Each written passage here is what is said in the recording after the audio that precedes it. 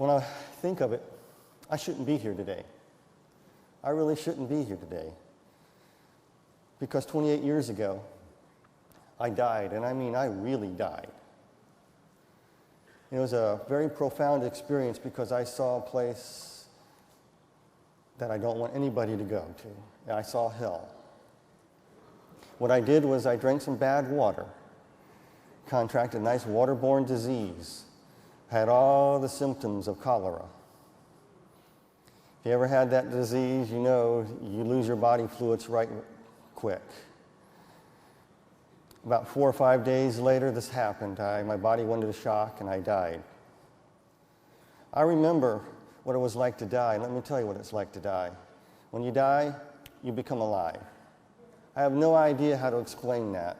I was lying on my sick bed, shaking with fever, and all of a sudden the fever subsided. I took my last breath, and that was the most unique feeling, is to be alive and not breathe.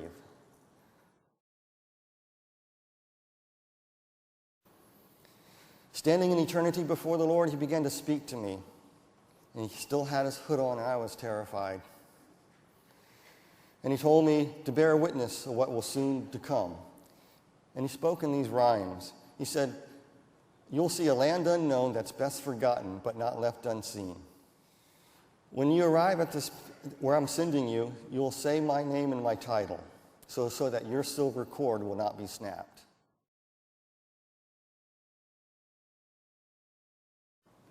Then I was lifted up by a compelling force and carried through a gate whose door opened like a scroll, and I was feet first. And I could see my body. It was a different hue, color. It was incredible. And the next thing I knew, I was placed in a tunnel, a spinning vortex heading down to this land unknown. I was spinning through this, and all of a sudden I wasn't coming to a light, actually. I was coming to an exit, a light at the end of the tunnel. That's how you explain it. Next thing I knew, I was falling out of the sky. When I hit that light, it was yellow. I went right through, and I hit the ground, and I bounced several times, and I looked around, and I go, if I'm in hell, where are the devils with the pitchforks? Because I had this mind, with devils with pitchforks. And, I was just, where am I? Am I in heaven? Am I in hell? I looked down, and I saw myself, I'll use the stage as an example, a sloping hill, then off in the distance there was a house on a hill. And I was sitting there looking at it. I stood up, and all of a sudden I saw all these people coming up, coming out of the house, running toward me. They came down the valley, they came up to me. It looked like people that I've known, people who have died. Some didn't appear, You could get my book. There's more detail in there than I can go through right now. But all these people were coming at me, slapping me on the back and say, "Brian, welcome, we love you. You were you're welcome to paradise," putting their arms around me, welcoming me, making me think that, man, this must be, where am I? It's paradise? What is this? How many near-death experiences have you heard, these positive ones, where they can see all their dead relatives or see somebody welcoming them to this nice land, all loving and caring and stuff? If I was allowed to return, I'd probably be just like them. No, the Lord let me go a little bit further.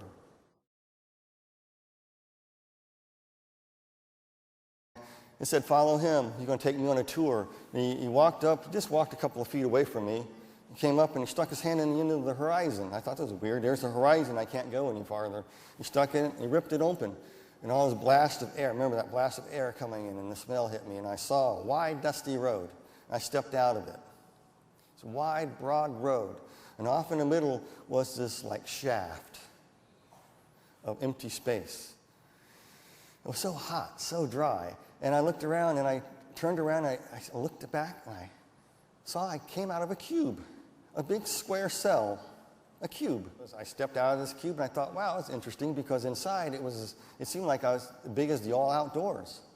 And yeah, it was only 10 by 10 or 14 by 14. It was small inside, but inside was an illusion of space and time. It was like what's inside your mind was being portrayed in there. That's when I noticed all these tornado vortexes dropping people off and all these cubes. That was weird. I could see the tornadoes and people being dropped off in these cubes. There were thousands, millions of them. When we walked back over to the cubes and all the people inside, I could see inside them. And inside, everybody was seeing as illusion time of space. It was like if someone died in the 1700s, they saw the 1700s. If they died in the 16 or 1100s, that's what they saw. That was their world. They died in the 20th century. That was their world. That's what was in their cube. It was like, well, however they lived in life they're reliving it. From every person they lied against, every person they stole from, all the abuse we have all done to God's integrity being measured back to you. I looked up, I looked down, and it dawned on me that the people above were receiving less recompense or torment than I was, and people below were getting more torment. And the funny thing about all the cubes, no matter what level, if you're way up there, that all the cubes slowly moved down to lower and lower levels.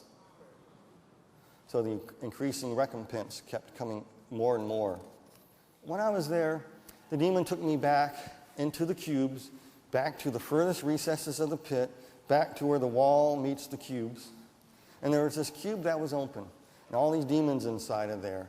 And I was just saying, Jesus Christ, Jesus Christ. I was petrified, I was scared. And it was like my feet were like stuck in mire. And I couldn't get out of this place. I wanted to wake up. It's your own worst nightmare. You never can wake up. That's what those people were experiencing in those cubes. You can't wake up from these living nightmares. And I was watching all these demons. They wanted me to enter that cube, because I knew if I entered that cube, I would not come back. And I didn't want to go there. I was brought to my wit's end. While I was there saying, Jesus Christ, brought to the end of myself, I could feel the presence of God inclining to me, coming down. I could feel him coming. I could sense power and authority coming. And then I felt somebody pick me up. And he had scars in his hand, tore. I remember him holding me. And his wrist, his bones were pulled apart. Because when he lifted, his bones spread apart. That hurt. He heard me. And he held me in his arms, and he carried me. And he brought me up, literally, out of the pit. He carried me out of there. Then, as we're going back, I went back to that same horrible tunnel, and then we set my feet upon this big rock, the same rock I entered on.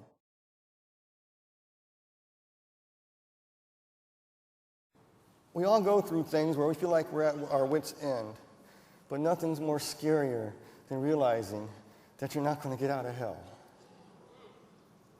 I don't know why God saved me, brought me up out of there, but he did. So when I came back, the rest is history. I became a Christian months after this experience. And I want to tell you, some people say, oh, you got saved in the afterlife. No, I didn't. I had to get saved just like everybody else, because in eternity, you're sealed. God gave me a second chance, man.